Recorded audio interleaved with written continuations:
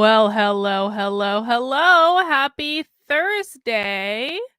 Welcome to a very special edition of Happy Hour. Well, actually, it's not really that special. It's not really.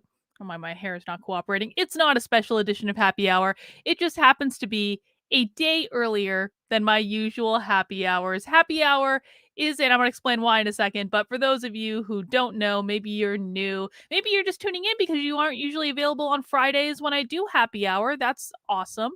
Happy Hour is a time where we come together, we watch a woke training or a presentation, we mock it relentlessly. I drink beer. You can drink whatever you want. You are welcome to drink beer. You are welcome to drink water or tea or coffee or juice. You're welcome to drink something stronger than beer if you feel so inclined. Hey, it's 5 o'clock. It's 5 o'clock. So, if it's not 5 o'clock where you are, it's 5 o'clock somewhere. And, it helps us to get through the training because these tend to be long, they tend to be complex, and sometimes, it doesn't hurt. So we are going to be watching a woke training today. Now, Progressive Rising, can you do a Kate Slater video? Yes, I am going to do a Kate Slater video. I have not forgotten. Don't worry. For those of you who don't know who Kate Slater is, you will at some point. You will. Go. Kate Slater used to be a mainstay on Happy Hour, just accidentally, not even on purpose. Usually I do happy hours on Fridays at 3 p.m. Eastern time, but I'm doing it a day early because tomorrow I will be getting a tattoo. Do you guys want to see the tattoo I'm going to get? I'm going to show you anyway. I'll show you the tattoo I'm going to get. I have been waiting to start this tattoo for almost a year because the tattoo artist that I am working with is so high demand. That's how far out he's booked. I have been waiting for this since the beginning of the year. So I'm getting a sleeve. I am going to sleeve out this entire arm. I have always wanted a sleeve my entire life. And the whole thing was, you'll regret it. You'll regret it. Well, I'm 40 years old, man. I'm 40 years old. I work for myself. It's time. Tattoos are accepted. It's time. And so I will show you the tattoo that I'm going to get. This is the comp. This isn't the actual one. I'm going to explain. We're going to change a couple things, but this is the sleeve. We're starting with the sun. The sun is going to be on my shoulder. The sun, this is a sleeve about spirituality. The sun stands for God, source. It's going to be beautiful. It's going to be so bright and colorful. I'm not getting Saturn. Saturn, we're going to change to the moon.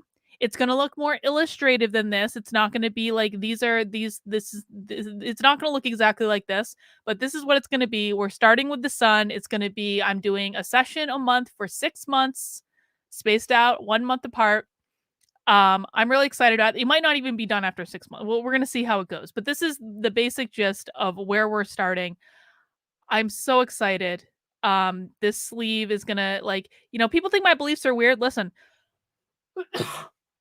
this sleeve is all about my spiritual beliefs. People think I invented it overnight. I have been planning to get this tattooed on my body all year. So I'm excited. That's what I'm going to be doing tomorrow. Victor is coming. He's coming. You're going to be able to see pictures. I'm going to try to teach him how to do video. But I will be posting some pictures. But that's why I'm doing happy hour today instead of tomorrow, because when you wait almost a full year for a tattoo artist schedule to open up, you take the appointment slots that you're given. Okay?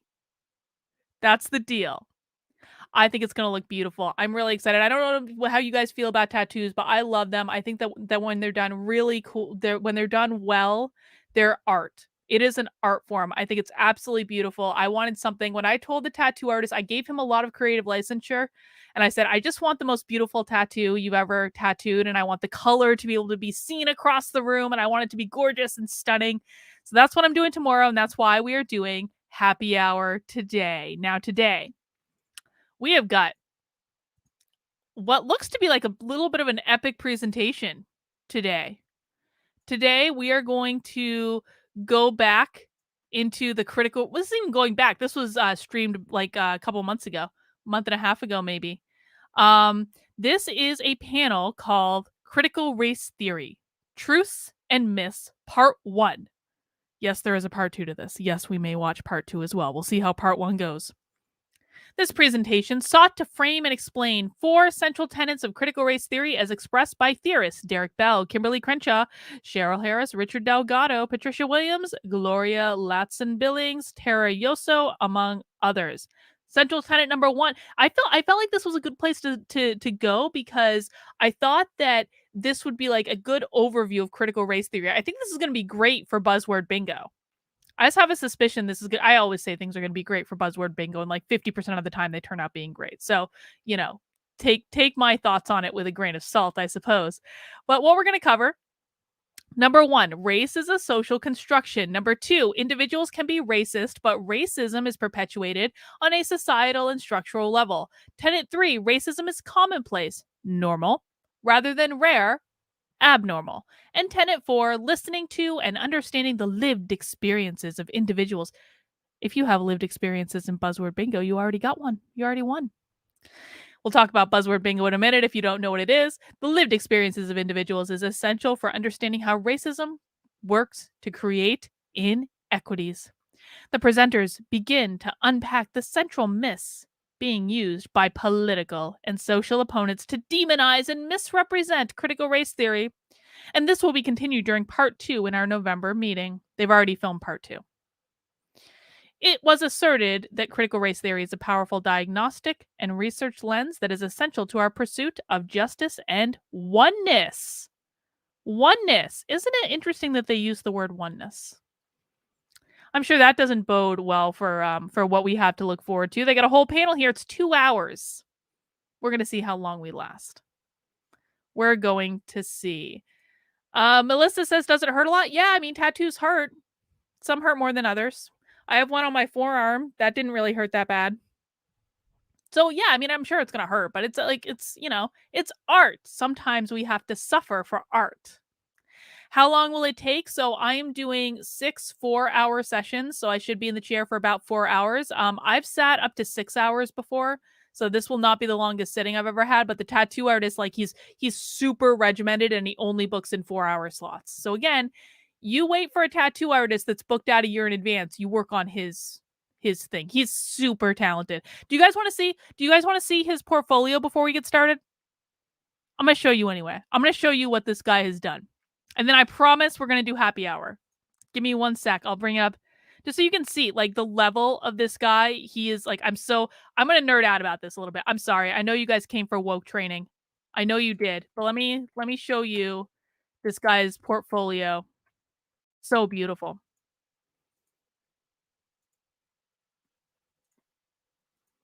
All right. This is him.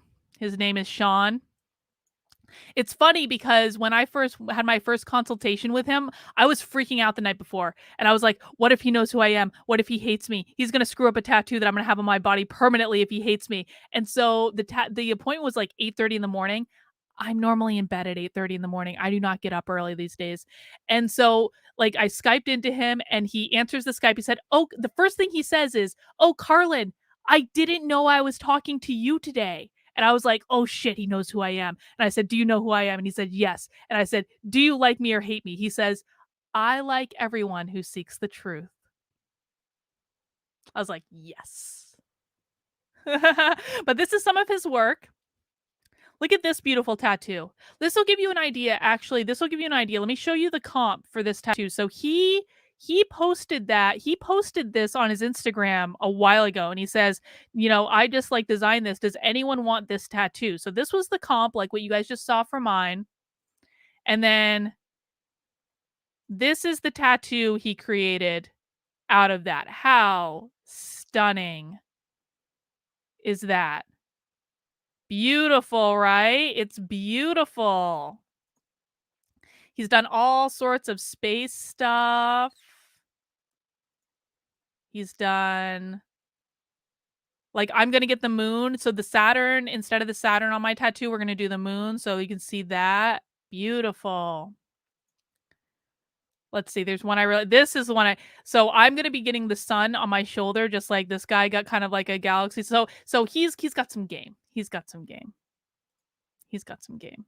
All right. Enough talk about tattoos. I swear. We're going to get back to woke training now. I'm really excited, guys. I am.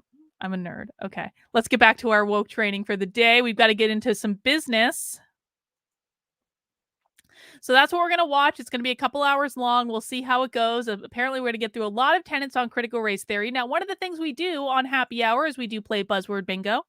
If you have not yet generated your buzzword bingo card, the information is in the description below. Just go on, you generate a card. Everyone's card is unique.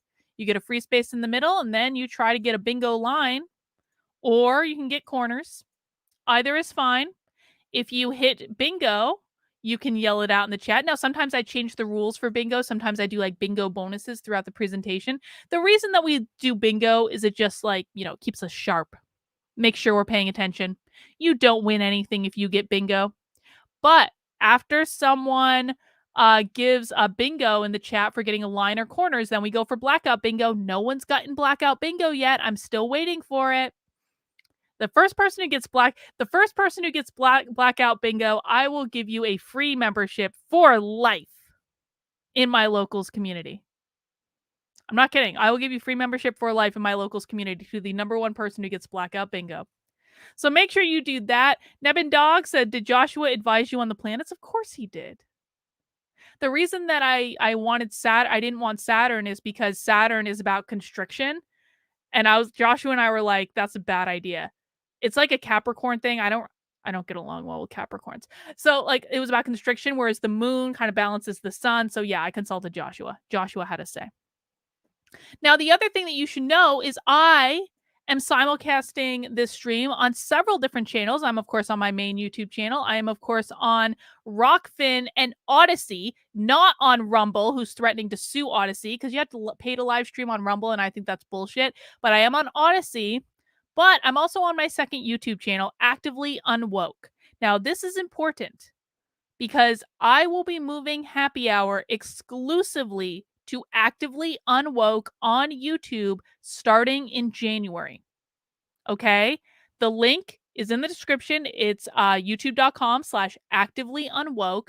Please make sure you are subscribed over there. And starting in January, we're going to be doing Happy Hour exclusively over there. Okay? So we're kind of counting down. I've been simulcasting them on both for a while, but it's always been the plan to ultimately move Happy Hour to Actively Unwoke because I'm going to be doing different content on that channel that I'm going to be doing on my main channel starting next year. I'm really excited about it. I think you guys are going to like it. Actively Unwoke is going to be much more centered around practical things that you can do to fight back against the woke in your life, like super practical, but we're also going to do Happy Hour there for fun. So please make sure you're subscribed to Actively Unwoke.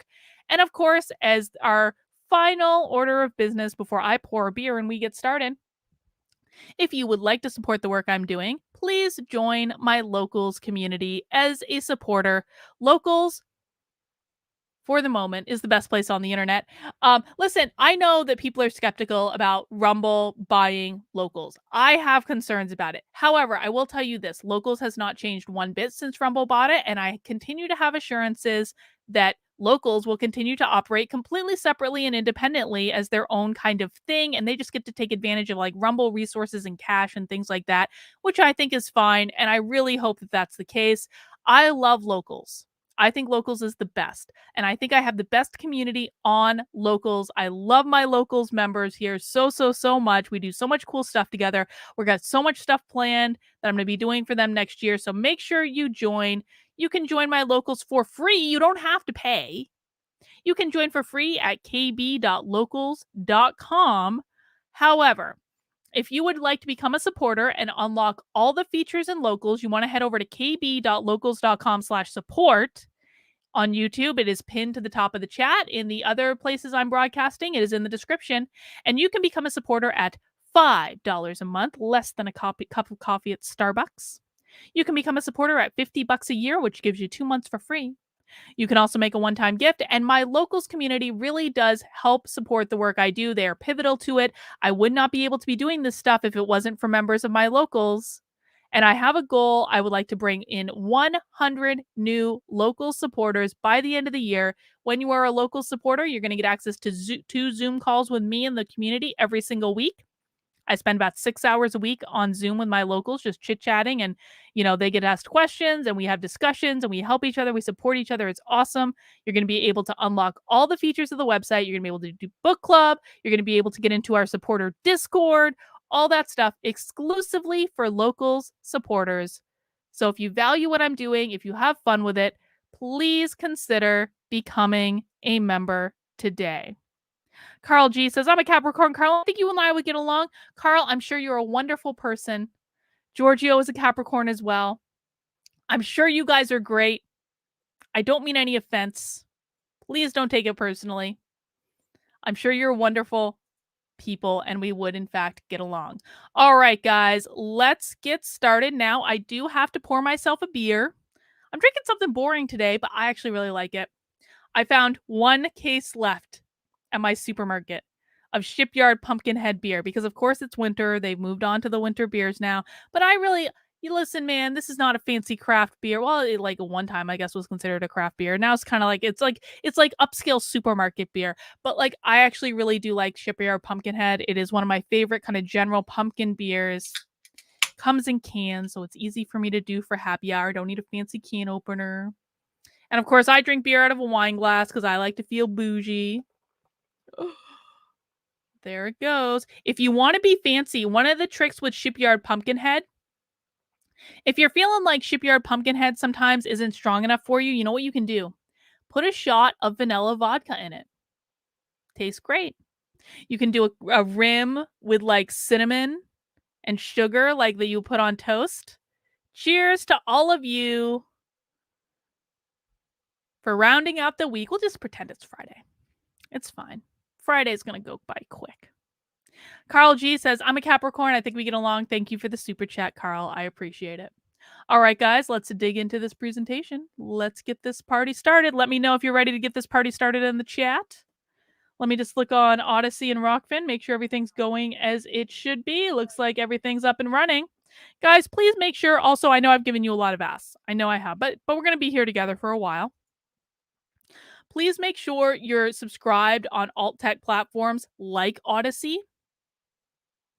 Odyssey is my favorite alternative. I'm not counting locals in this. Obviously, make sure you're in my locals too. Again, you can join for free at kb.locals.com. But please make sure you're subscribed on places like Odyssey. I think it's important. All right, let me make sure my sound is set up correctly because I always forget to do this before we get started. Setting up my sound so I can actually hear it. Okay, we're good. All right, let's get this party started, guys. Let's go.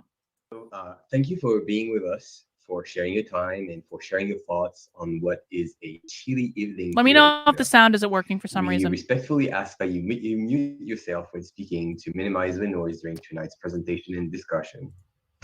My name is Yassine Kout. I am one of your two facilitators. I would also like to acknowledge our other co-facilitator and founder of Common Threads, my good friend Chuck Edgerton. We start this Common Threads gathering by acknowledging that this country, the United States of America, has been built on stolen land and on the back of enslaved people. Land blessing! This Land Common blessing! Thread gathering is part of a third... Land blessing! We never get a land blessing anymore. I feel like land blessings have gone out of style. So if you just have a land blessing on your bingo card, congratulations. That's like one of the biggest hurdles for buzzword bingo is we never get land blessings anymore. Iteration of Common Threads. This group started at Randolph Community College in central North Carolina about 30 years ago. Our gatherings then transitioned to the Benjamin Public Library in Greensboro, North Carolina. We now hold these meetings online due to the pandemic.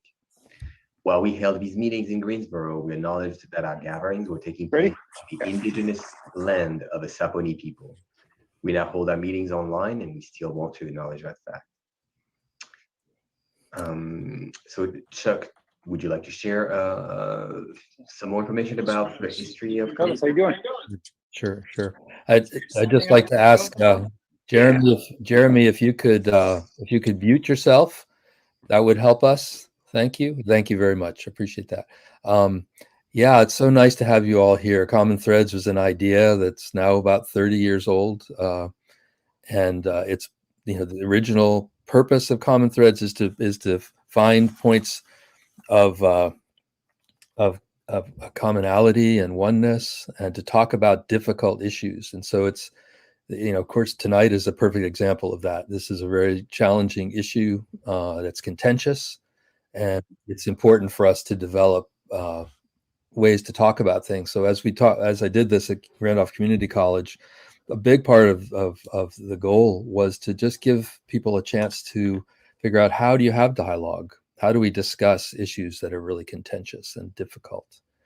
And just by being in the practice of it can be helpful. So tonight, as we go through this and as we go through our discussion, keep that in mind, that it's the topic, but it's also learning, how do we Marie, I think they're going to make it bigger. Civility and kindness. I think they're not going to do this the whole time. Intelligence with very difficult and contentious issues like this. So nice to have you all here. And Yassine said that he's in Georgia, and I was just gonna add, and all of you have seen the invitation for the meeting tonight. Yassine is at the University of North Georgia. And he got his PhD from UNC Greensboro, which is where I'm teaching now. And so we met each other, at Randolph Community College, and we've kept up ever since. And Yassine is a very. I love working with Yassine. His perspectives are so amazing. He's from a French background and a North African background. He really brings a lot to the table. So I so appreciate working with him over these years. And also lock my car with the wrong. Well, thank you, Chuck. Thank you, Chuck. And you two, we're hooded. You had that honor after some hard work. Yes. At the University of Manitoba.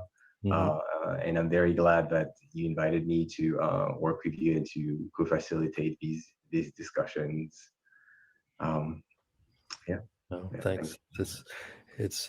It's been good. So we just want you to know kind of who we are a little bit, and the background of this group, because we do meet every month, and next month we're actually going to continue this discussion. We just want to let you all know tonight is recorded, as you know, and I'll send out the link once we have it all complete. But there'll also be next month where we'll continue the discussion a little bit more into the attack on critical race theory. We'll be discussing more about that. Tonight we're going to touch on it, but next time is really when we're going to get more deep into that discussion. Yes, because usually Common Threads work as a free discussion group. Other times we actually focus on a predetermined topic with one or more experts. And tonight is sort of a bit different in the sense that, and be different and also be connected. We are going to focus on a single topic that's made the news, but we will be introducing it not as experts, because our areas of interest and expertise are not critical race theory, but we do bring an academic perspective on that. They're not experts in critical race theory, yet they're presenting critical race theory. Oh, this is going to go great. And so we have done some research to put together a presentation that is not academic, but we hope is informative. This is going to go great. Because even if critical race theory has made national news and is talked about from dinner tables to school boards, we do not hear what it actually is. So we would like to spend this evening diving into that.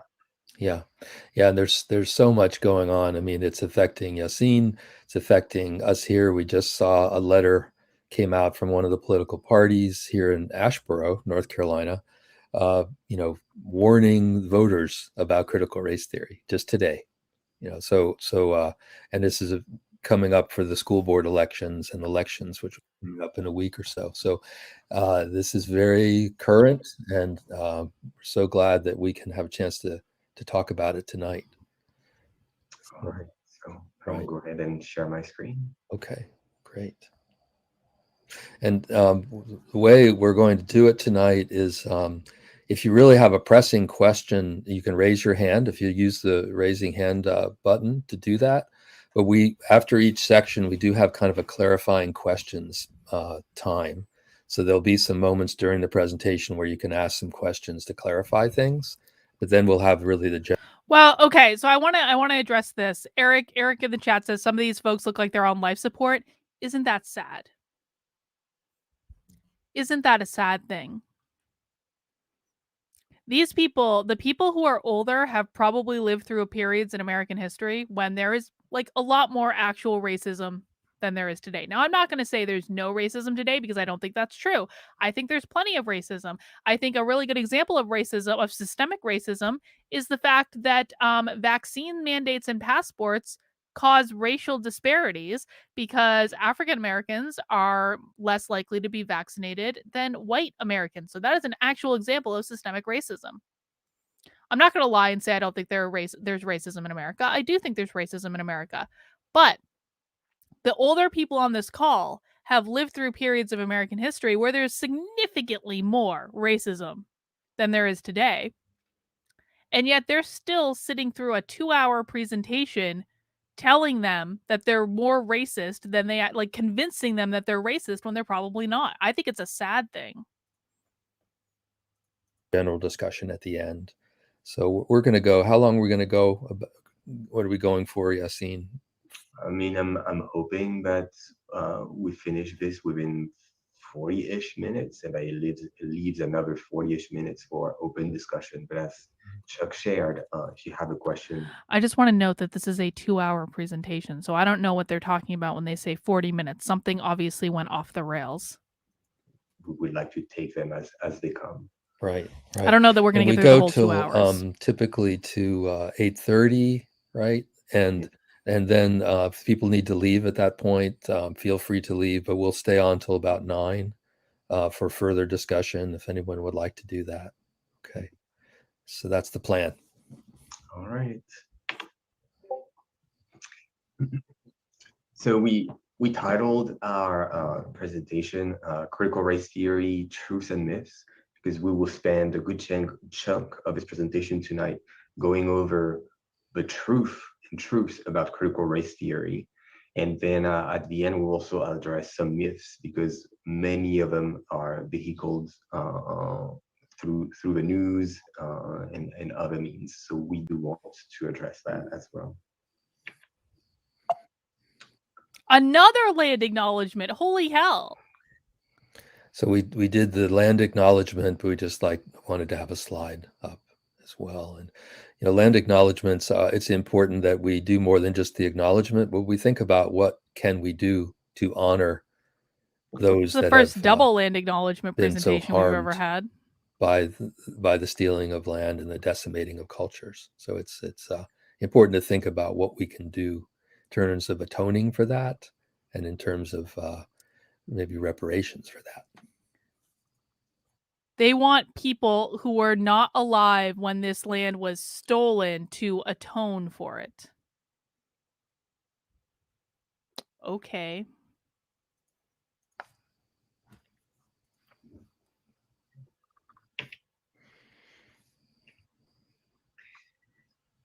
And the point also is that we wanted to mention the different theorists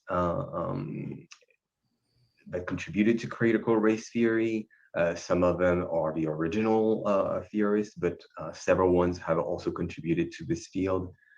So we wanted to, for everybody to be familiar with the names such as Derek Bell, Kimberly Crenshaw, Cheryl Harris, Richard Delgado, Patricia Williams, Gloria Latson-Billings, and Tara Ioso, among others. Right. Yeah, and I think it's important. We want to name the folks that have put together the theory, and it's been it's an evolving. Theories are evolving processes, and we wanted to say something about that too. All the that more a theory reason to is really drink, a Mighty way Witch. of looking at All the things more and a reason way to of kind drink. of understanding things. It isn't a curriculum by itself. It isn't meant to be anything like that, but it's just a lens, a way to look at the world. And so these theorists have really done us a great favor to pull together a lot of these the different pieces of critical race theory to help us understand race in America. It's really the focus is to understand race in America. It'll be fascinating to also see should how say, beginners yes, you're right, actually that interpret it was this stuff begun because as they're not experts. They've kind of already a said legal that. theory used at the graduate level in among legal scholars and economic scholars. Wait, So that's really hang on. Gratitude always. What is wrong with CRT? Gratitude always. Stick around. Pull up a chair. Pour yourself a drink. We'll explain. That's the whole purpose of happy hour, is to explain precisely what is wrong with critical race theory. it began, and that's probably where it's still used the most. Mhm. But there's a lot of value for us to understand it too. Yes. And we want to focus tonight on 4 tenets of critical race theory. There are other ways to make sense of critical race theory. We found a few other articles. I mentioned 5. But since it is an academic concept, we tried to focus on the ones that were the most accessible and that would speak to the most people. That's also a proof that critical race theory is not taught in K-12. This is something that is much more advanced than we could do. I should make critical race theory is not taught in K through 12 schools a bingo square.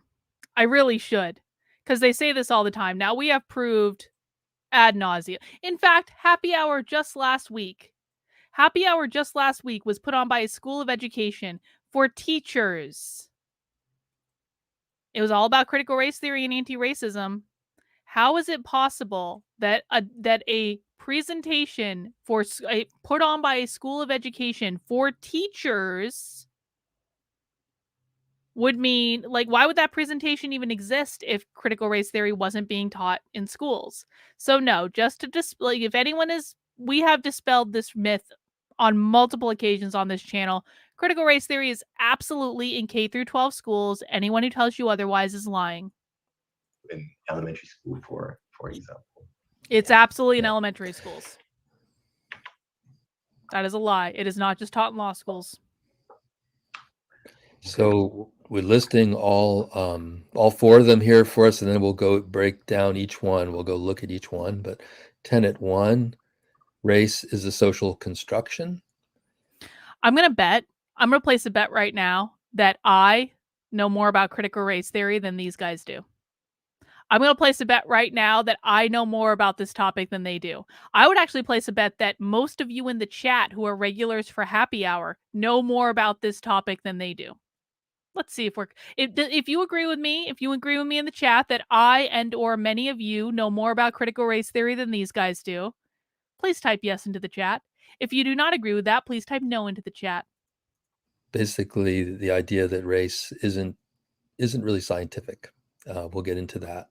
Race isn't scientific. Number 2, individuals can be racist, but racism is perpetuated on a societal and structural level. So we'll get into that more deeply. 3, racism is commonplace, normal. Yeah, everyone's saying yes in the chat. Everyone is saying yes in the chat. Means we all know more about critical race theory than these guys. Racism is everywhere. And 4 is listening to and understanding the lived experiences of individuals is essential for understanding how racism works and to create inequities. So those are the 4. So we will start with race as a social construction. Okay, let me tell you what they should say. And then we'll see if they actually say it. So what critical race theorists believe is that race was not actually a thing until America. Yes, you heard me correctly. Critical race theorists believe that race was invented by America, by the founding of America. Because prior to the founding of America, if you had skin that looked like mine, they might refer to you as Irish or English or German. They don't refer to you as white. They refer to you by your ethnicity. They believe that when Black people were brought to America in 1619, That was when race started, because race was created as a social construct to separate all white people from all Black people, and was specifically designed to oppress Black people to build systems that would keep white people in positions of power through all time. That is why they believe that race is a social construct and not grounded in science. I don't know how they explain melanin. If it's not grounded in science, I don't know how they explain that, like, we physically look different, because that's kind of like a science thing. I mean, I would think. I don't think it's magic. But that's what they mean. Let's see if that's what they say. This is a quote that I love from James Baldwin, which is, "It's up Lived to you. experiences on the bingo As long card. as you think you're white, there's no hope for you. As long as you think you're white." So not everyone gets every word on the bingo card. Lived experience is actually on the bingo card. You just might not have it. I'm pretty sure it's on the bingo card. If it's not on the bingo card, I'll definitely put it on the bingo card. But it generates, there's a whole list of words, and it's random what you get every time. I'm going to be forced to think I'm Black. And I think this addresses the idea of race as a social construction, and that it was created. There was a time before we were white and Black.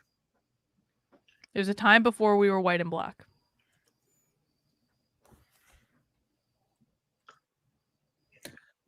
I'll read this one. Okay. Whiteness is a Yeah. modern human creation. That is, Steven there was says a it's on time his bingo before card. whiteness. As such, there can be a time after whiteness, but we can choose to demolish whatever we have built. And I know this issue. What they mean by whiteness, for those of you who are dropping by Happy Hour for the first time, what they mean by whiteness is not actually the color of your skin. How critical race theorists define whiteness is, does anyone in the chat know? This is a pop quiz. Does anyone in the chat, if someone in the chat gets the right answer, you all get a free bingo square. Does anyone in the chat that attends Happy Hour on a regular basis know what whiteness really means? Because it's not the color of your skin. I know it may seem like it is. I know this is going to be really confusing. People are going to be like, Carly, it's critical race theory. No, it's not actually the color of your skin. What does whiteness actually mean? Giorgio, close. No, it's not capitalism. Well, it's like you guys are skirting around it. You're skirting around it. Patrice says power, kind of. It's critical race theory is not about race. It's about power. I get where you guys are. Yes, Reagan got it. Yes. Reagan got it. Yes, you all get a free bingo square. Whiteness means who owns the power structure. Who owns the power structure? Who is the landlord? Who is the CEO of the company? Who had, so anyone who said power, you're not wrong. But this is specifically what I was looking for. Whiteness means who owns the power structure. And this is why someone like Larry Elder, who is very Black, can be considered a white supremacist. This is why. This is why a Latino landlord who owns several buildings will be considered white by critical race theorists, because he's a landlord. He owns the power structure. Of whiteness is confusing, I think, because as a white person myself, trying to sort this out is really important, and it's not easy to sort out, because when we identify ourselves as white, we tend to think that's who we actually are. And my feeling now, as I describe myself, is that I am not white. I've been whited. I'm not white. I've been whited.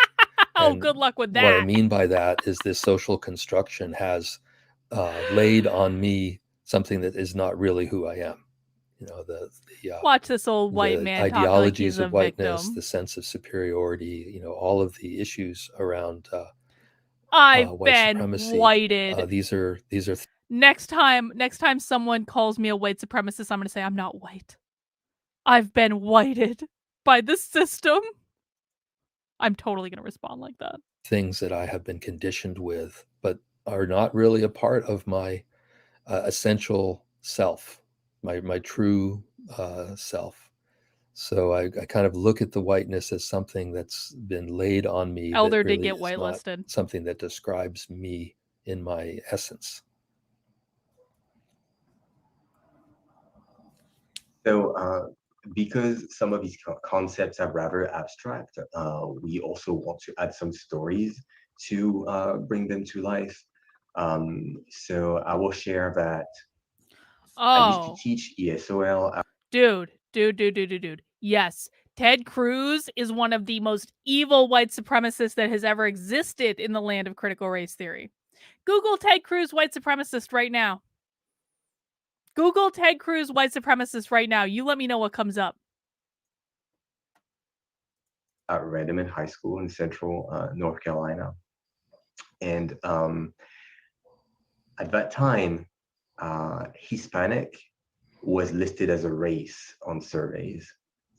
And one day, as I was teaching, I checked my teacher box, and there was a letter from the district informing me that as of now, Hispanic was no longer considered a race, it was an ethnicity. So all of my students who had checked Hispanic as a race were to be handed a survey question asking them for what their race was, on which Hispanic was no longer listed.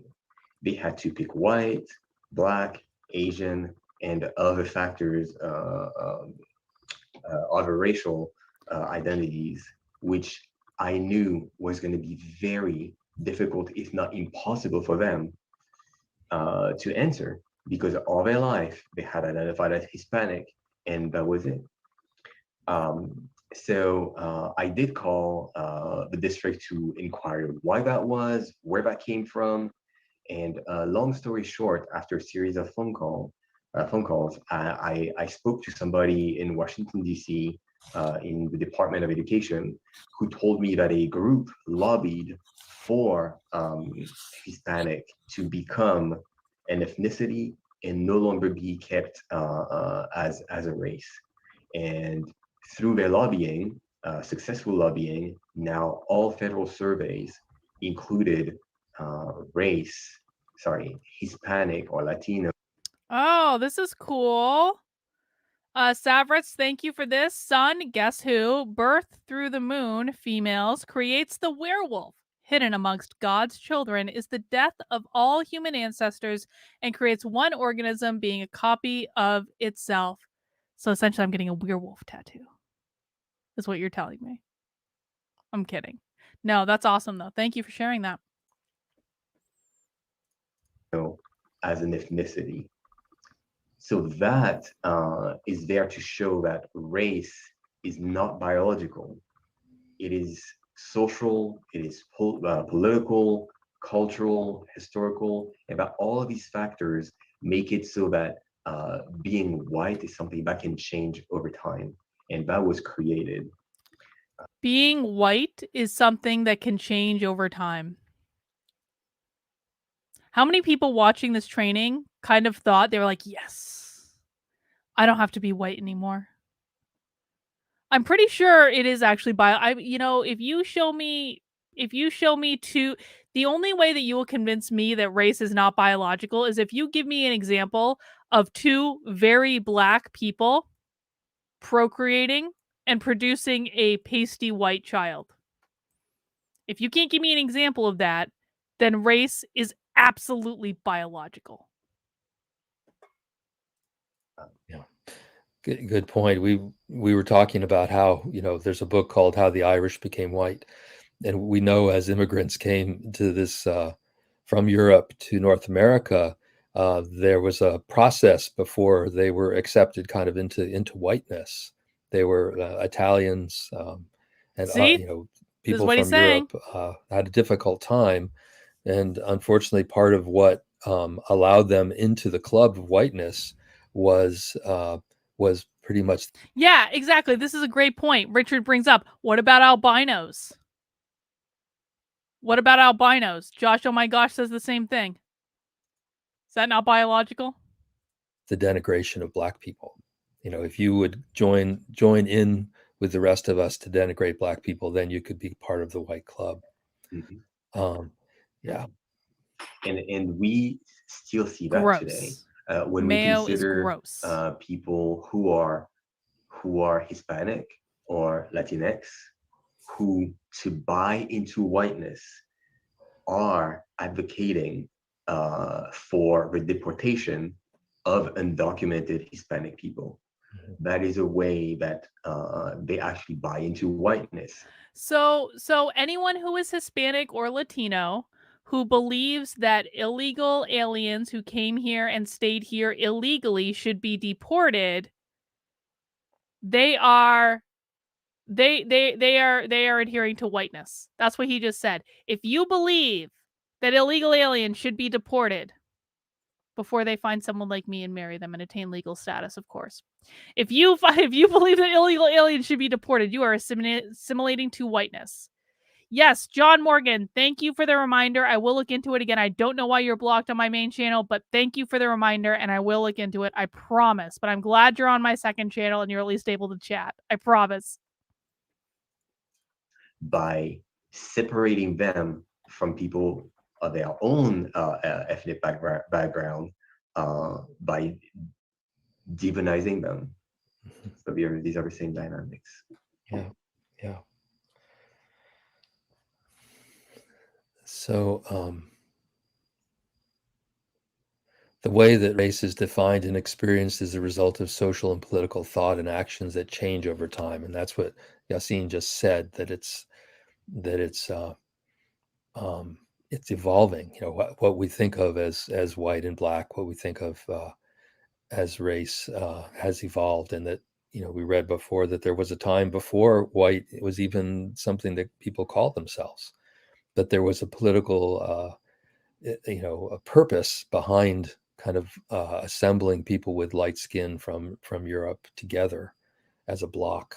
And that was that started in the 1600s and was codified into law in those early days as to who was white and who was not. All the laws around marriage, and we mentioned it here, that, for example, the law against interracial marriage in Virginia was there held up for over 300 years. You know, just think about that for a moment. You know, and this is part of this. What I would like to think about is it is important to acknowledge that interracial marriage was illegal, and that's bullshit. Never should have been illegal.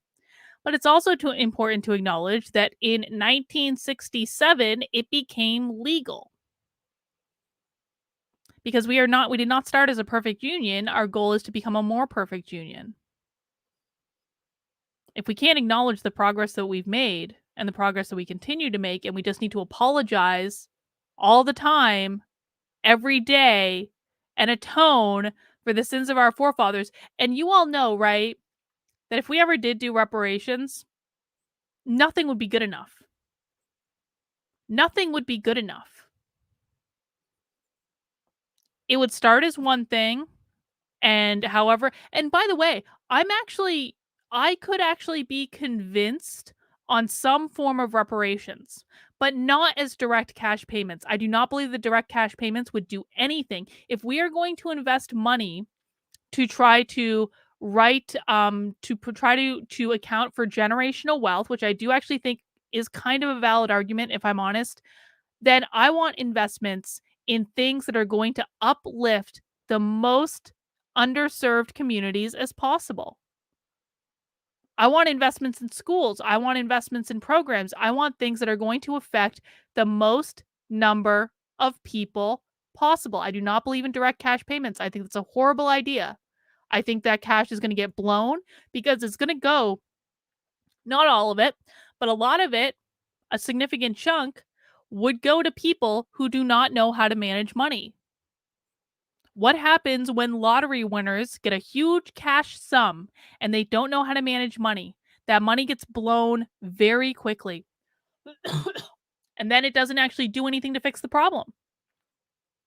But the problem with reparations is nothing would ever be good enough, and there would always be another ask, and there would always be another handout. You know? False construction of race, this idea of purity that came up, that we should not have, there should not be race mixing because we needed to keep, or whites needed to keep whiteness pure, and all of these laws that we saw throughout the South, the one drop rules, and, you know, how to identify people that were of mixed race. All of this is not real. It has no real serious biological impact at all. but it had to do with holding on to this construction of whiteness, because whiteness was considered property. Whiteness had value, had legal value. Whiteness is still considered property. You had standing as a white person over anyone else. The other thing that we were talking about, Yassine, was this idea of the very famous, often quoted "I Have a Dream" speech of Martin Luther King, which is so often cherry picked to use as a kind of a way to say, well, we shouldn't talk about differences. We shouldn't talk about anyone being unique or different, or the cultural differences, but we should just look at the content of the character. And that has been, and still is, cherry picked as we go through Martin Luther King Day every year. And if you ever listen to the text of the "I Have a Dream" speech, I would call it the bounced check speech, because what Martin Luther King actually talks about is that we were given a check by the Constitution that we would be treated equally, that all men were created equal, and the check bounced. That's what kind of what the speech says if you listen to it. But what's pulled out is this one piece, which is a beautiful sentiment, but it's used so often to hold up this idea of colorblindness, which was really a kind of what critical race theorists believe is that if Martin Luther King hadn't been assassinated, that he would have basically become the Ibram X. Kendi of his day, and demand that it's not enough to be treated equally. We have to give preferential treatment in order to balance things out. They literally argue, Martin Luther King's daughter or niece, one of the two, literally argues that if he had remained alive, he would have gone much further and would have advocated for equity in order to balance things out. Josh, oh my gosh, says Japan deports anyone who is not there as a citizen or visitor on vacation or something. Does that mean they are white? They are racist? Well, it's funny that you mentioned that, Josh, because Asians are more and more getting grouped in with white people. So yes, these people do actually think that Asians are white, except when they are useful to use. So you remember when the Stop Asian Hate campaign started, when there was a deranged mass shooter with a sex addiction in Atlanta, and they hadn't had a critical race theory crisis in a while? They started the Stop Asian Hate campaign. Now, that shooter in Georgia had nothing to do with Asians. He happened to target massage parlors because he had a sex addiction, but they made it all be about the Asians that he shot, when it wasn't actually about them being Asian. It was because he was deranged and had a sex addiction. But for that moment, Asians became Asian again. They became oppressed again.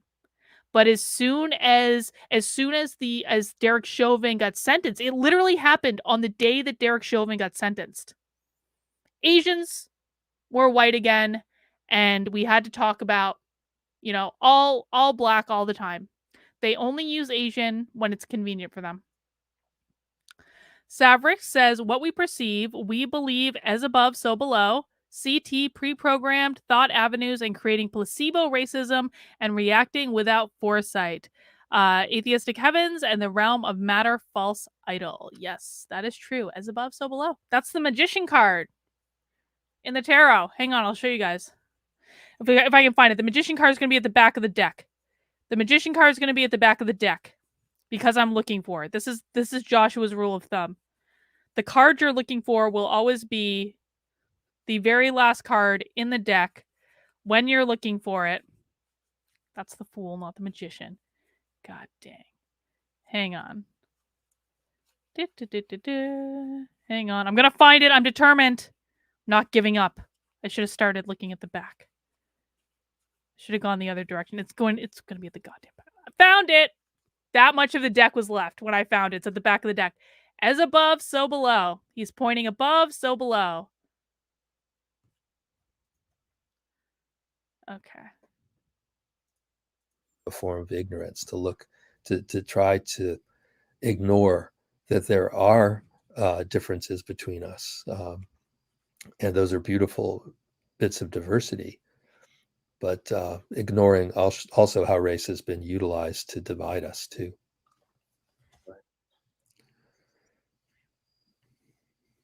Are there any clarifying questions or comments regarding race as a social construction? We're already putting everyone to sleep here. Is this what's happening? Yes, you are. Indeed. At least they're self-aware. If We have you to have a appreciate question, that. raise your hand or a comment on this particular We have to tenet. appreciate the self-awareness. Well, that's fine. No, it's okay. You can, if you think about something as we get to the end of the next one, you can definitely ask. Oh, wait a second. Brandy's and Jay are definitely not asleep. Okay, thanks. Thanks.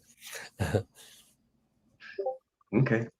All right. So tenet 2. So individuals can be racist or racist, but racism is perpetuated on a societal and structural level.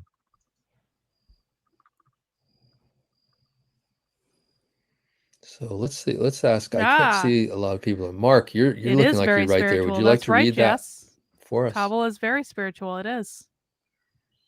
Although individuals can indeed be racist, racism and its outcomes are perpetuated in society through social process above and beyond individual actions, including through cultural norms, institutional rules, and laws and regulations. Right. Thank you. Thank you. That's a voice coming from Wyoming right now. Right. Thank you for being here, Mark. So this is really a quote from, and we'll see Paula Lantz. We used her article. It was very, very well written, and we can give you the citation for that if you'd like to look at it. But she looks at critical race theory from a medical perspective, how it affects medical care. So you can see how this theory is important to every field out there. So one story I wanted to share regarding that actually comes from a podcast from This American Life. This episode is called "The Problem We'll All Live With," and that's a part 1. It's a piece of investigative journalism put together by Nicole Hannah-Jones, who is also one of the main creators behind the 1619 Project. But this podcast is a bit older than that. I think it's 2013. So this story tells, so this episode tells the story of a school district, mostly Black, or I should say overwhelmingly Black, that lost its accreditation, meaning that the students were doing so poorly that all of the students who graduated from that school system, their high school diploma was no longer recognized as having a value, and it did not allow them to go to university because the school system lost its accreditation. One of the unintended consequences of this is that the students were then able to make the claim that the state needed to provide them with access to another school. Therefore, they started being bused to... What an argument for school choice. What an argument for school choice. Now, this happened in the 60s. So this is a different thing, and this is going to have, I'm sure this is going to talk about busing and all this stuff, which is fine. But I'm just saying, I think it's quite, I would, you know what I would love more than anything? I would like to allow every Black child in the country today in 2021 that is going to an underperforming school. I would like to allow them to make the choice to attend any public school they want. I would like to offer that to every Black child in the country. I would actually like to offer that to every child in the country, but that includes all Black children. So I think we can fix systemic racism overnight by allowing every Black school child in the country to go to any school they want and the state has to deal with that because the money would follow the student and wouldn't go directly to the schools. It would follow the student. I think that sounds like a great idea. In fact, I like it so much. I don't just want to do it for Black children. I want to do it for all children because sometimes white kids are born into underserved school districts as well, and maybe we would like to give them the choice to go to a better school. I think it's a really great idea. An overwhelmingly white, affluent district. Oh, wait. Did the Jesse Smollett verdict come back? Did this come back? What was it? I haven't been paying attention. Did the verdict come back? What was it? And this was basically integration.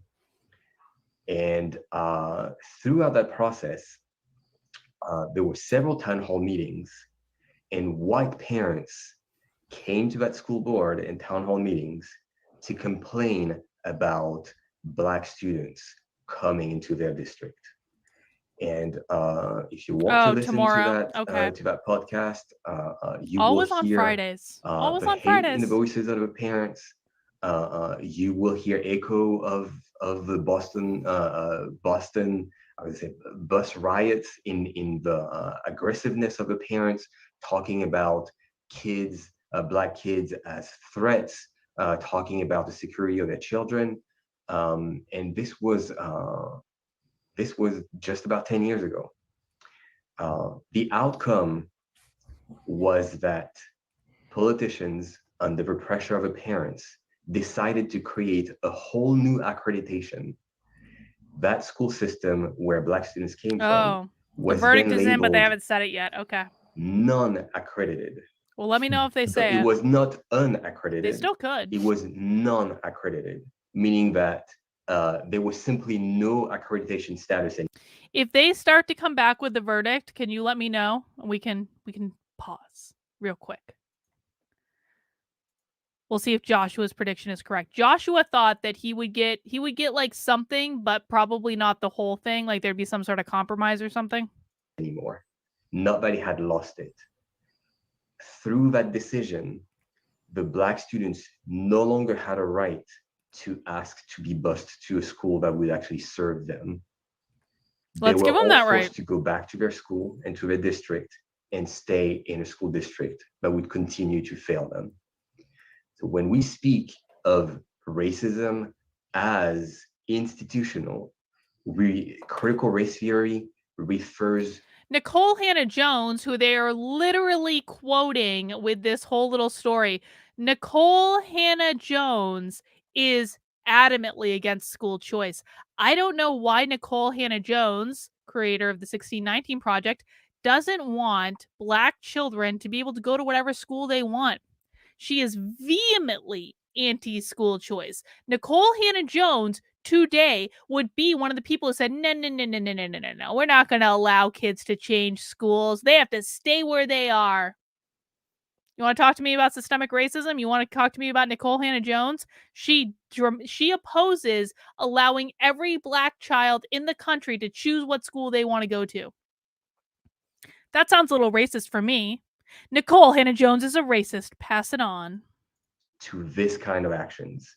Something that is not her about a slur, about somebody saying something to another individual.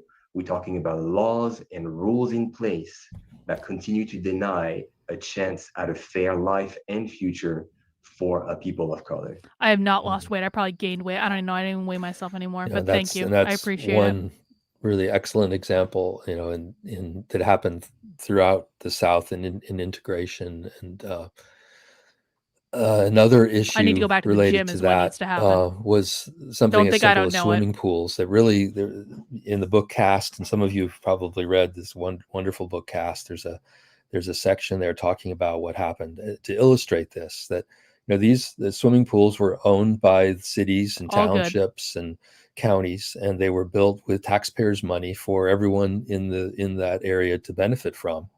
But Black people were very rarely ever allowed to use them at all, if they were. And at integration, when the rules could no longer be applied to exclude Black people from the swimming pools, and I mean, there are stories that if a Black child by some chance jumped into a white swimming pool, they would drain the pool and scrub the pool before anyone could use it again. Yeah, that's real that was the racist. kind of Why don't you want black children today feeling to be able to of, choose their schools? the very visceral feeling of, the sense that white people felt about black people, that there was that they were not clean, right, and that we couldn't, there couldn't be anything that touched us, that touched them.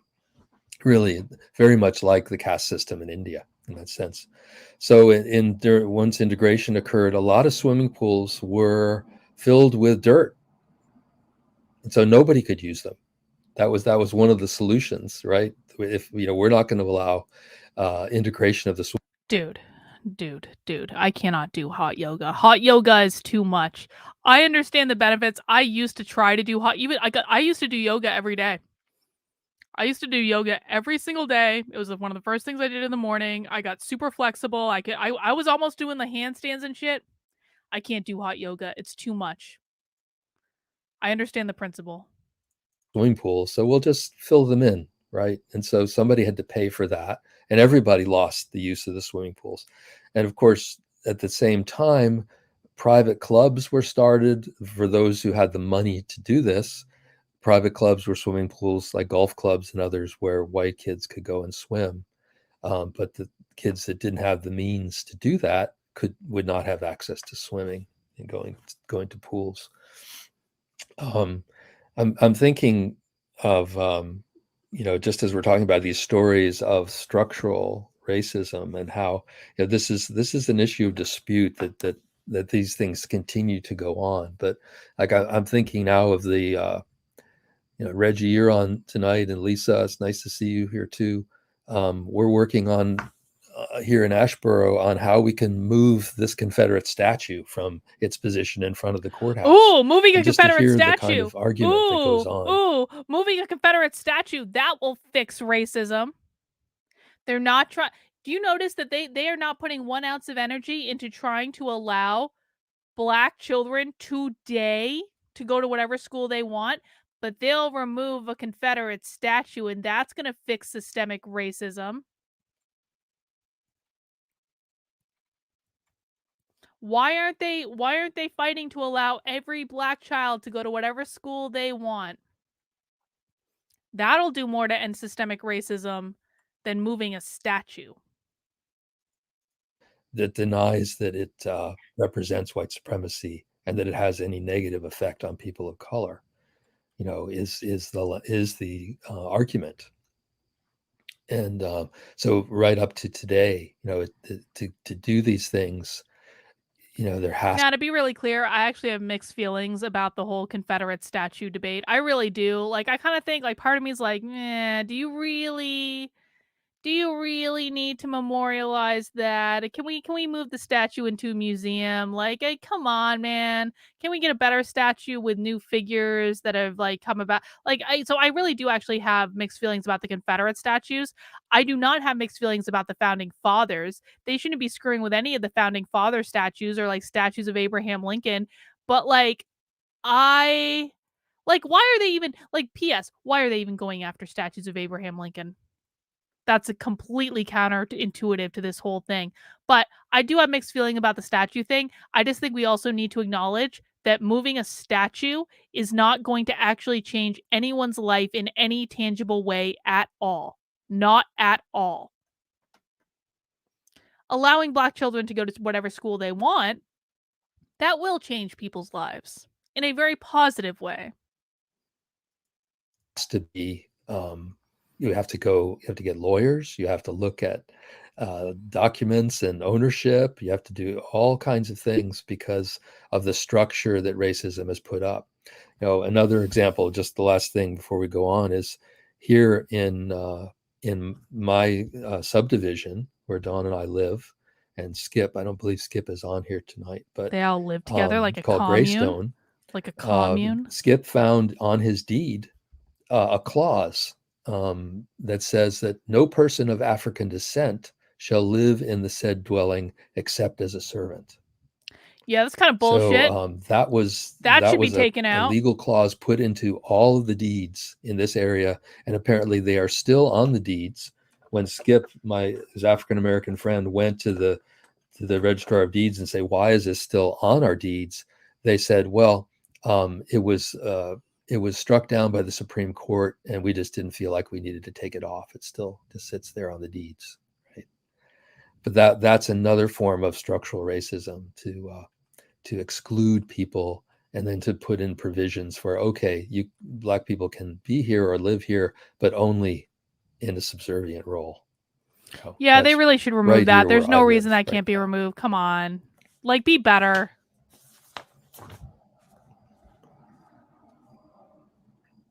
So racism operates at 3 different levels. The first one is institutional and structural. Second one is personally mediated racism between individuals. And the last one is internalized racism. So Just to be really clear, Hoodoo Guru, I'm not actually arguing that only Black school children. I'm not actually arguing that only Black school children should be able to have school choice. I'm arguing that all children should be able to have school choice, but all children, as it turns out, includes Black children. So I'm cool with specifying specifically that giving every child school choice would specifically impact Black children, because sometimes it's okay to frame arguments that way. Sometimes it's okay to frame an argument that sounds like you're being racist, but you're like, I want to give every Black child the choice to go to a school in a really wealthy neighborhood. Now that sounds like you're being racist, because it also assumes that Black children all live in poor communities exclusively, which of course they don't. Like, I want to give every Black child the chance to go to a rich white school.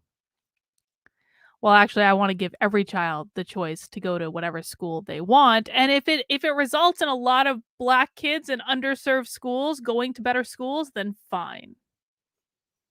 It's okay to argue like that sometimes. basically address the first aspect through institutions and structures.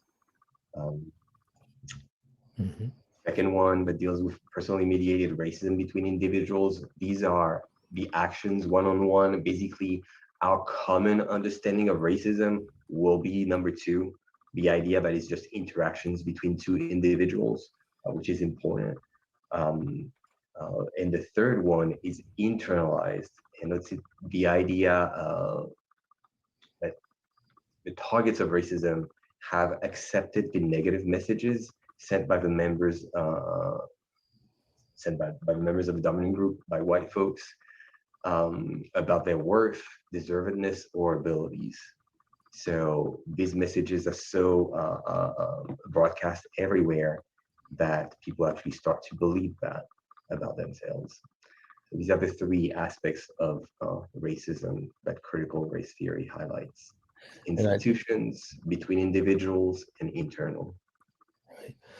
And I was just going to add, I know a lot of people who are on this call tonight have worked in the field of anti-racism for decades and decades, and we are very familiar with these terms that are probably that are so important and that are very, very well known, excuse me, to us. And it's interesting that I think number 2 is really what the opponents of critical race theory focus on. They kind of deny the institutional. Hang on. No.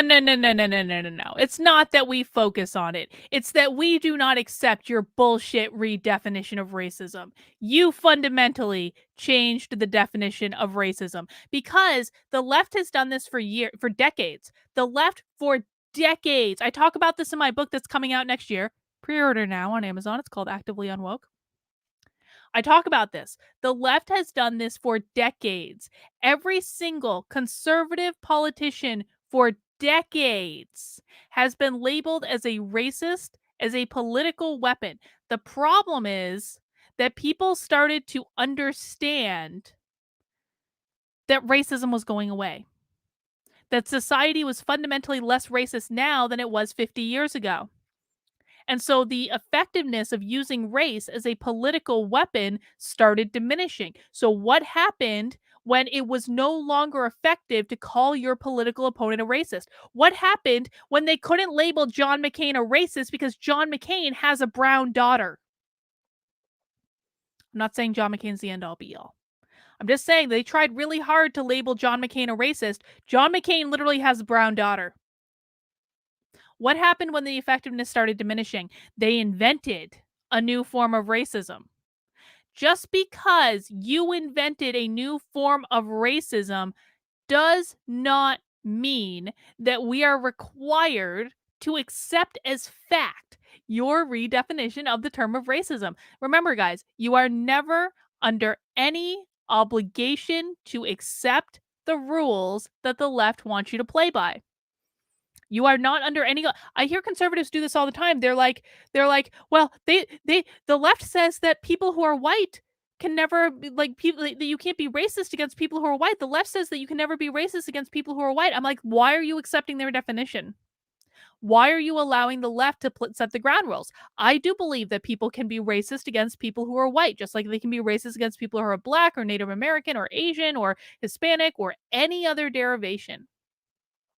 Why are you allowing the left to set the rules? Stop allowing them to set the rules. Savret says, how does it feel now to know the sun-moon equation and evolution? Well, I mean, I'm going to be honest. I kind of like already knew a lot of this stuff. So I wouldn't say there's been like a revelation. But I appreciate your thoughts and I'll check out your channel. I see you're trying to put a link, but like YouTube doesn't allow for that. Sorry.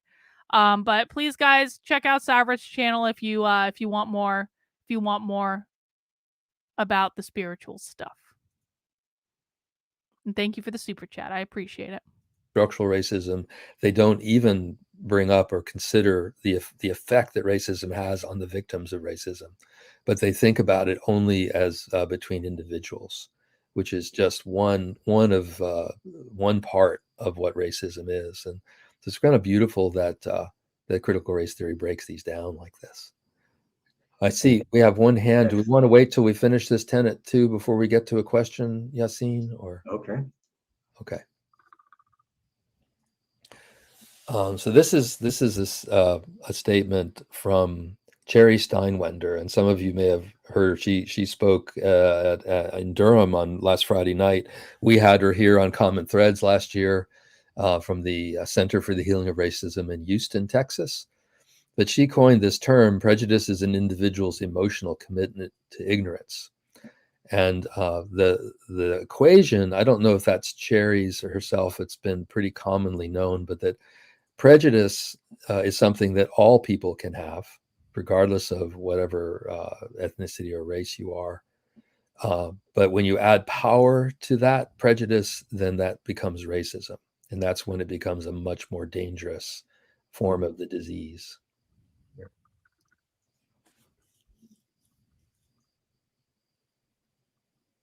Should we ask someone to read this? Who would like to volunteer to read? I can't see everybody at once. Okay, thank you, Kathy. Rather than focus on racism as primarily being a problem of personally mediated racism or individual bad apples on the police force, in hospitals, clinics, in schools, in banks, or in neighborhoods, critical race theory elucidates how institutions, systems, and policies can be designed in ways that reinforce, codify, and perpetuate exposures, risks, and opportunities that differ across socioeconomic and racial groups. Yeah, thank you. It makes me think about redlining and who can get loans or not. We there's the black tax.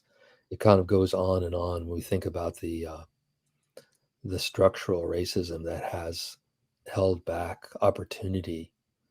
Dawn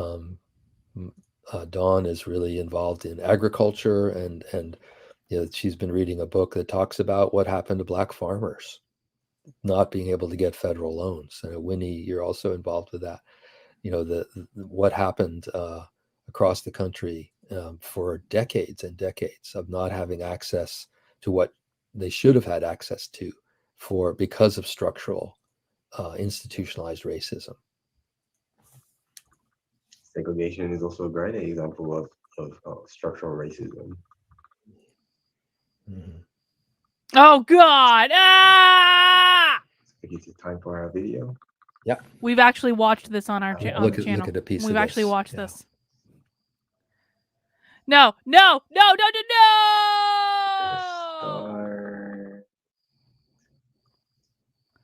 no! I apologize in advance for subjecting you all to Joy Reid and Kimberly Crenshaw in the same video. But no, Sin reminds everyone to mount that like button on whatever platform you're watching on, whether that be YouTube or Odyssey or Rockfin or even Facebook.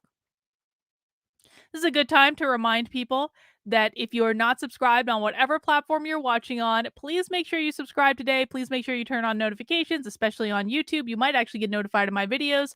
Please mount that like button, not for Joy Reid. If you dislike Joy Reid, you mount that like button. We are not, oh God, I can't even. Oh, I'm sorry. I'm sorry we have to do this. I didn't know. I'm sorry.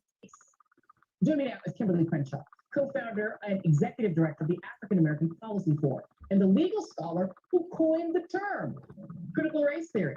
So it is your fault, madame. I tripped over the curb this morning and I went, critical race theory? Damn you! You tripped me on the curb. It does everything bad. And the cicadas, y'all really need to stop with the cicadas critical race theory. That is not nice. We can throw everything in the bag, everything in the bag. So I just wrote down a few of the notes of what people are calling critical race theory: Marxism, racism, bigoted. Let's start with the Marxism. That's their favorite one. They're using that every single time. And I hate to ask dumb questions, so please don't think that I'm dumb. Is critical race theory Marxism? Well, you know what? Here's the thing, Joy. Critical race theory. Listen, if you are asked if critical race theory is Marxism and your immediate answer is not no, then I don't know what to tell you. I know this sound sucks right now, guys. This is on their end. It's not on mine. I'm sorry. It's on their end. Is not so much a thing. It's a way of looking at a thing. It's a way of looking at race. It's a way of looking at why, after so many decades, Joy Reid is a centuries, actually, liar. since the She's a emancipation, liar. we have patterns of inequality that are enduring. They are stubborn. And the point of critical race theory originally was to think and talk about how law contributed to the subordinate status of African Americans, of indigenous people, and of an entire group of people who were coming to our shores from Asia. And the point was, quite frankly, to understand the problem in order to intervene. Wait. Did the verdict come back? Is he guilty? Did Jesse Sumlin get found guilty? Sweet. Sumlin guilty of everything or just a couple of things? I should do my own research and stop knitting for a second. Here, I'll go find out. Hang on, I'll go find out. The greatest hopes for our republic. Expect you guys to do my work for me. Even though these hopes were encoded in law. So critical race theory just inherits the beliefs and the hopes of Frederick Douglass. Joshua was right again. Martin Luther King, who basically want the law to do for the free people. Yeah, Joshua was right. Joshua was right again. Joshua's always right. Guilty on 5 charges, not guilty on 1. So Joshua guilty on 5 out of 6. So Joshua said he wasn't going to get found guilty on everything. What wasn't he found guilty on? Was he not found guilty on like the biggest thing? What was he not found guilty on? Hang on. I can do my own work. Jesse Sumlin, guilty. I'm trying to find.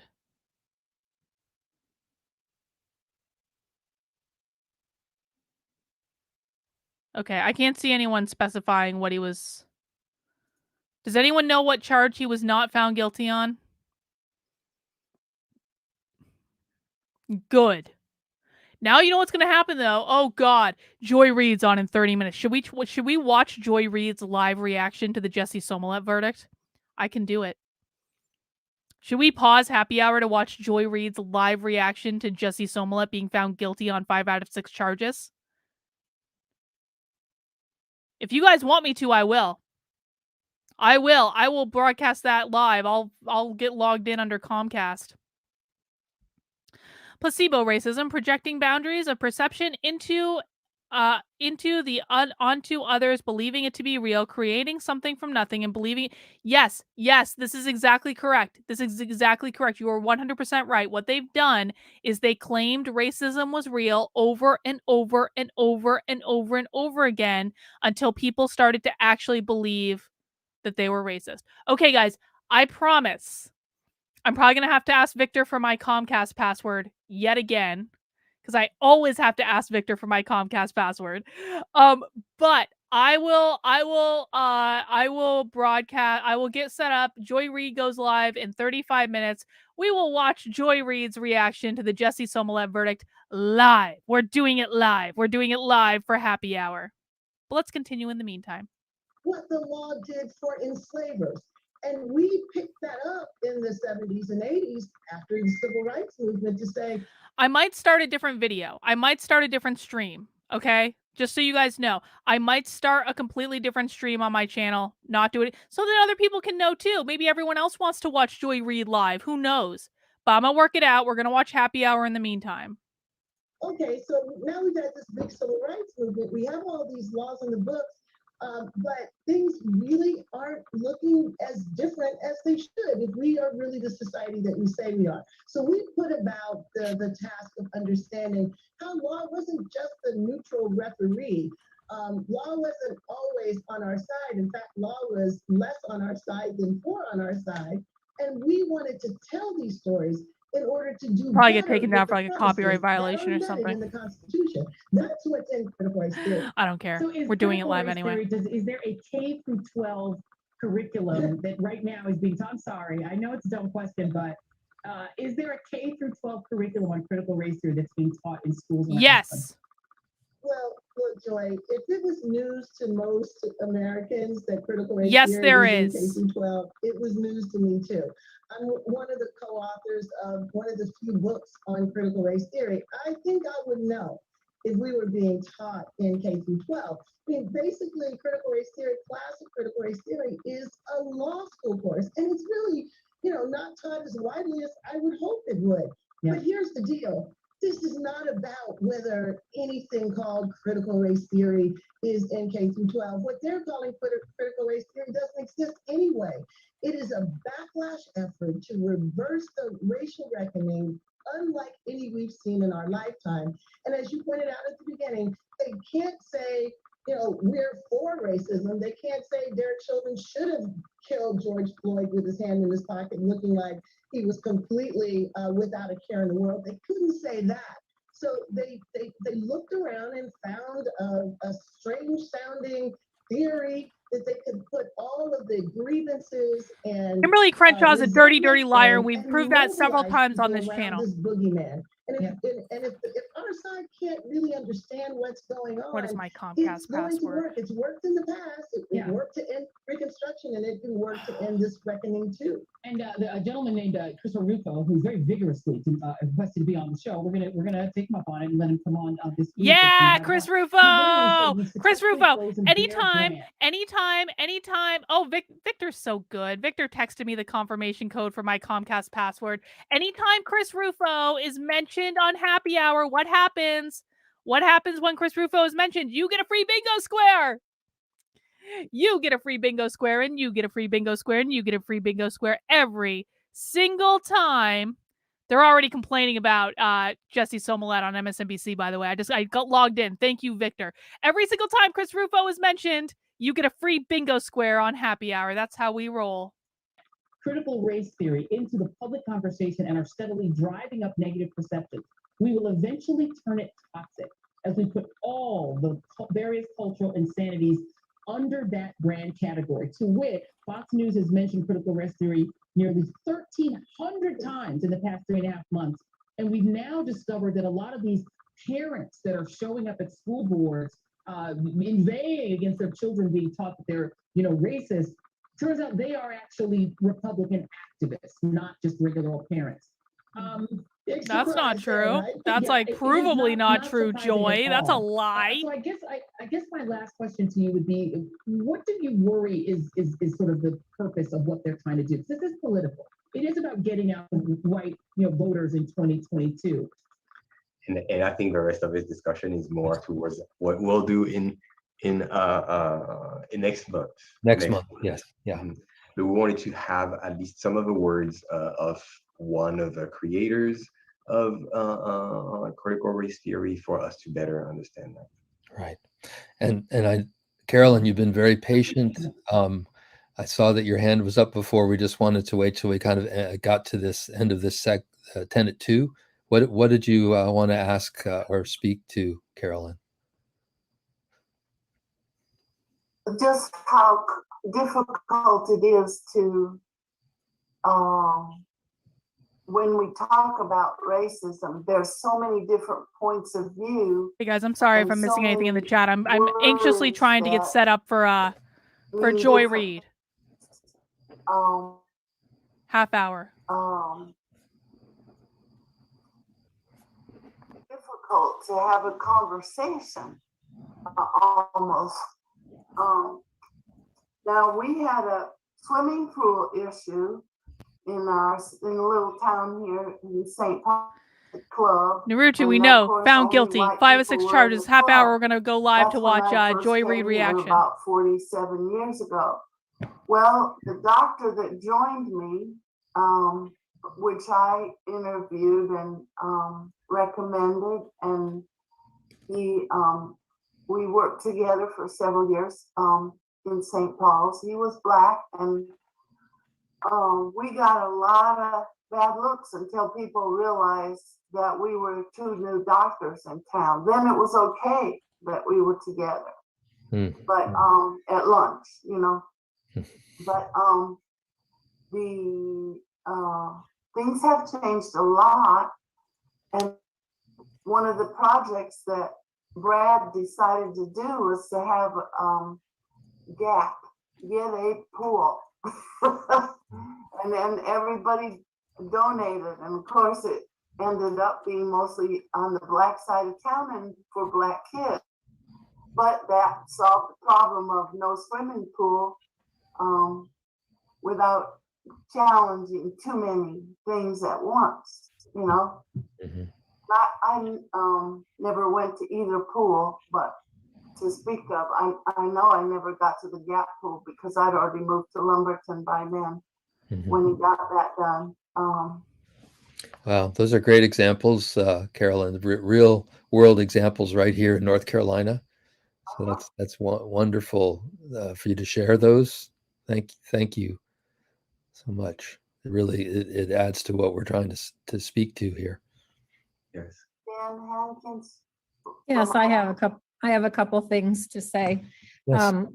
When you were when they were talking about the stories with the swimming pool, it made me think about the Mr. Rogers story from the late 60s, where he put his feet in the swimming pool with Officer Clemens, and how greatly that spoke, not only to kids but to adults. And that was a great what an episode impact that made. How could Mr. Rogers The other have done thing that I if there was systemic racism? And part of my interest in being in this group tonight, I'm Jay's mom, by the way.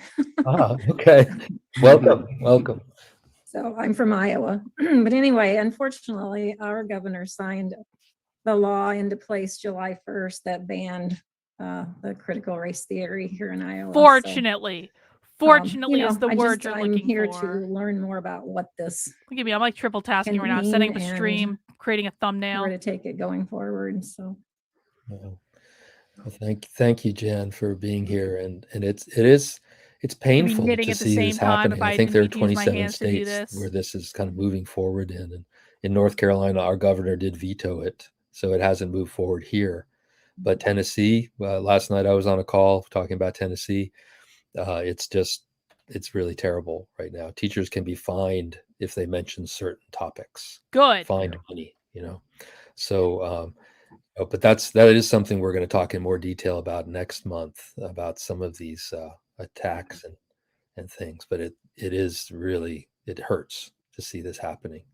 Yes, I'm sure it's terribly and painful something for I you. would like to reiterate is the fact that critical race theory is not. It's not taught shown in because I took it schools. off because It it is not was taught in K-12. it's So when these bans like people were take getting off on place, it too much, they're and I actually just don't banning want to pay something that's attention to not taking numbers, so place. I just took it So off. these bans are People are about getting off on it too something much. I'm like, else, and doesn't really we will matter to speak me. about As long as that you guys are in happy, I don't next care. month. Right. And Courtney Court- Stephens, have your hand up. Hey, Courtney. Hey, yeah, I know you're going to talk about it next month, but so I have a 5th grader and a 1st grader, and I'm in Mecklenburg County in North Carolina. I did ask because I'm in Chuck's, one of his courses at UNCG, and I asked our principal, I was like, so what's going on with critical race theory? And this was through email. And he said, well, how about we'll just talk about it, not on email. But he actually told me, I really like him. He told me that he has done things that, obviously you said there's no curriculum for critical race theory, but he does things like they don't acknowledge Columbus Day in our school. My daughter just got done reading a book called Esperanza Rising. She's in 5th grade. It's about a young girl who comes over and immigrates and why she had to I have the immigrate to stream America set and up. what happens. I have the They stream just set up. started I'm going to reading change another streams book at 7. about a And we're young going to go boy watch we're who going to watch was in Joy Reid. Birmingham in the Probably a 60s few minutes before. during, We'll get through this a little bit. during civil rights movement. And Okay, guys, I have a stream. We're going to switch streams at like 5 of 7 my time. I think it'll be fun. I apologize for everyone who's getting a lot of buzzwords on bingo today, but I think that we can all acknowledge that watching Joy Reid after Jussie Smollett is found guilty is a greater good. It is a greater good. And so the stream has been set up. We will watch this for like 20 more minutes, and then we're going to transition into a different stream to watch what I'm sure will be an epic meltdown. They're already crying about it. Ari Melber's already crying about it.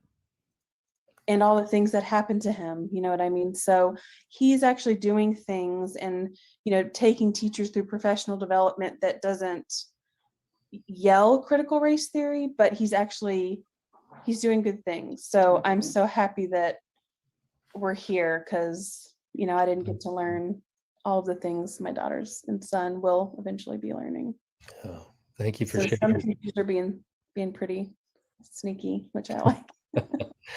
Well, we appreciate hearing that, and There's hope out there. There is hope. The Yes. copium will be Some reckless places. abandon. I don't actually like And, using cope as an insult, if I'm honest. Kathy But has her hand up. Yes, Kathy. Yeah, let me lower my hand. The thing is, that can change with the next school board meeting. Mm-hmm. Things are so fluid and they're so reactionary that you send in a bunch of activists, and they could be paid activists for all we know, to some of these school board meetings, and decisions that are rational and logical in one meeting can be overturned. We're seeing this in state after state, so that a minority of people can rule the majority.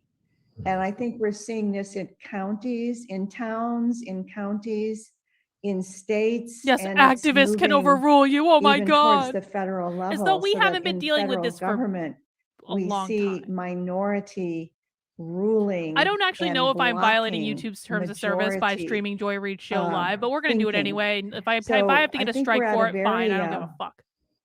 critical time. I've gotten strikes before. I have no strikes on my in channel our right now. I can country afford at a all strike. I can levels, afford a week the, off. It's fine. Town and city, county, state, and federal level. Yeah. So true, Kathy. Just looking here, we had major issues with masking mandates in Randolph County. If anyone knows how badly I might actually see, I feel like I'm small enough that I can violate really YouTube's terms of vehemently service and against it'll be okay. masking mandate, but the school board still voted it in by one vote. That they arrived at the school board meetings with guns on their hips. You know, I mean, they were adamant. They were screaming and yelling. And President of I'm not even paying attention to this. I'm already focused on Joy Reid. My mind has already transitioned over to Joy Reid. Other than guilty white people. George Andre Velasco Nunez says, if racism was so commonplace, Jussie wouldn't need to fake it. Exactly. Exactly. If anyone could tell me how much I might be violating YouTube's terms of service by streaming MSNBC Live, that would be helpful. But I don't care. I'm doing it anyway. Ask forgiveness, not permission. NAACP said, if Black people came out to a school board meeting and acted like that, what would happen? You know, the state police would be pulled in a second. You know, so this is part of this institutionalized racism and what is acceptable to one group and not to another. Yeah. So. And also another I'm monitoring important point is that MSNBC. this is about power. It is not about numbers. Mm-hmm. Right? So no matter how small the group, if they are the ones who hold political power, institutional power, they will sway things their way. Right, right. So we need to move along so we at least cover the 4 tenets tonight. So number 3 is racism is commonplace. So this is critical race theory. Tenet 3, racism is commonplace, normal rather than rare and abnormal. And so we can see, you know, we know the argument from the opponents of critical race theory is the opposite of this. Kathy, maybe would you read this statement? Or you read before. Let's see if we can get somebody else. Who would like to read this?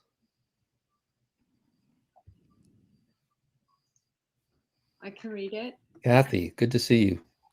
Thank you.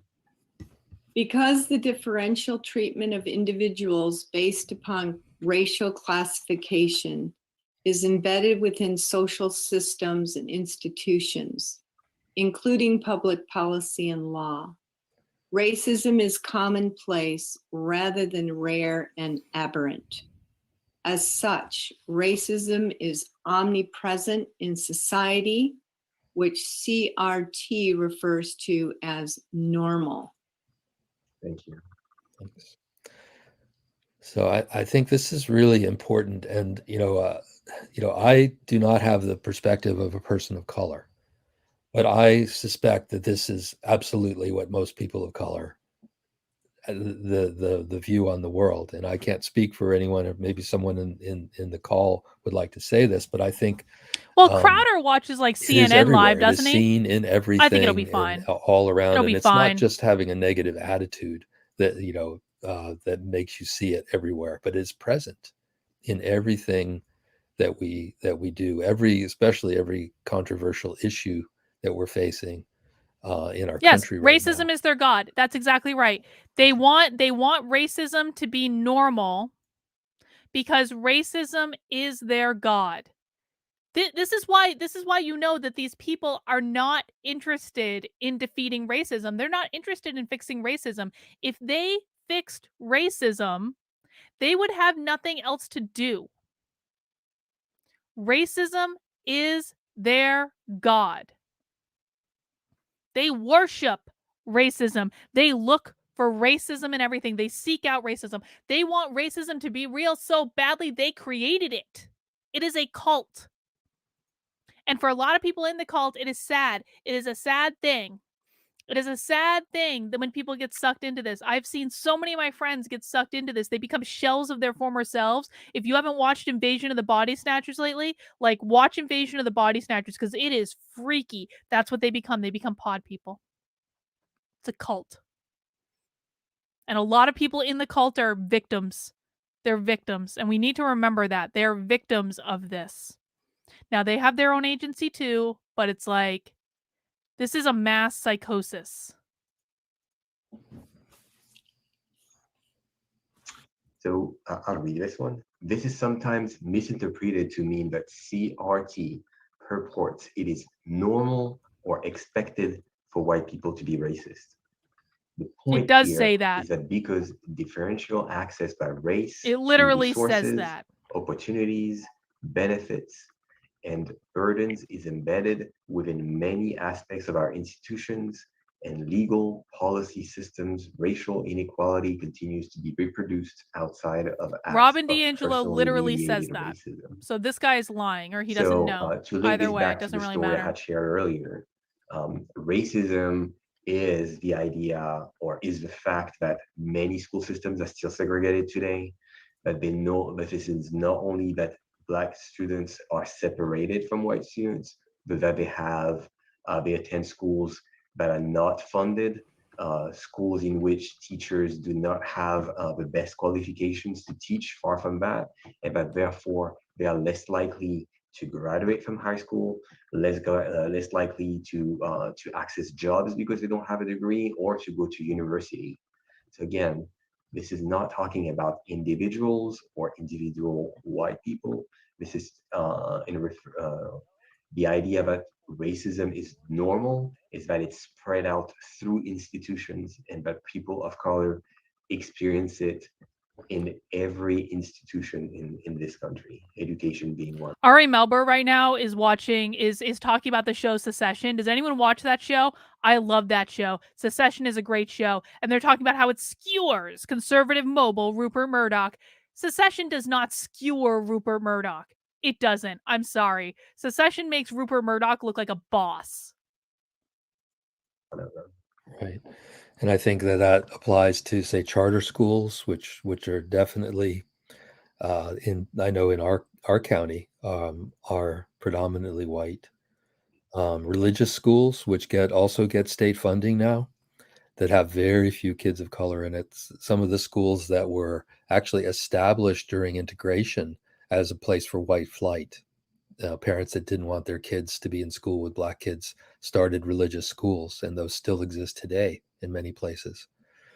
So those are also institutional, and it even becomes worse when the state funds these schools and funds their curriculum, which often really whitewashes things like what happened with slavery and with It racism doesn't whitewash and things that happen Civil with War, slavery. that kind of All stuff. schools Those talk about histories slavery. are That's really such bullshit. distorted in the textbooks in many of those schools.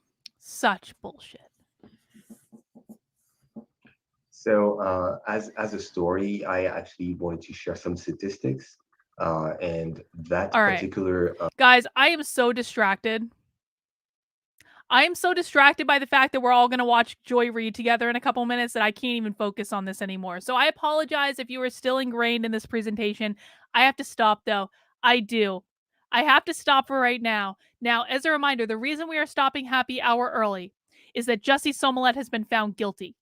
And I'm going to start another stream on my main YouTube channel. If you're watching on a different channel, if you're watching on Odyssey, Rockfin, or if you're watching on Actively Unwoke, come to my main YouTube channel. Come to my main YouTube channel. Just my name, Carlin Borisenko. And we together are going to start a stream. It's going to new stream to watch together Joy Reid. We are going to watch Joy Reid's show together to react live to her reaction about how Jussie Smollett has been found guilty. But please make sure that you join my locals. Please help me to get to 100 new local supporters this month. It would really help me out, guys. It really, really would. This whole stupid, false, anti-Semitic bullshit has cost me a lot, and it's over nonsense, and I know a lot of you know that. So if you've been waiting to join my locals, now's the time, man. We're going to do lots of cool stuff in 2020. The link is at the top of the chat on YouTube. It is in the description if you're watching on another channel. Please come and join my locals. My locals are the best. Don't worry about Rumble's influence on locals. If it becomes bad, we'll figure it out. But right now, locals is great. And I strongly would urge all of you to join. Please mount that like button on the way out the door and come and join me in my other stream that I'm going to go start immediately upon leaving this one. And we're going to go watch Joy Reid together, and it's going to be great. And we will finish this presentation another time. I promise there's a part 2 we have to get to as well. But I'm sorry if you guys were playing buzzword bingo and it was working out for you. I'm sorry. This is like an emergency, guys. You can't predict this stuff. And I know you all understand because you all voted for this. So let's go to my other stream that is on my main YouTube channel. Right now, I'm going to start it up in just a minute. Get in there. There's already 30 people waiting. Let's watch Joy Reid together. It'll be fun. All right, guys. I will see you in the other stream very, very soon. Thank you.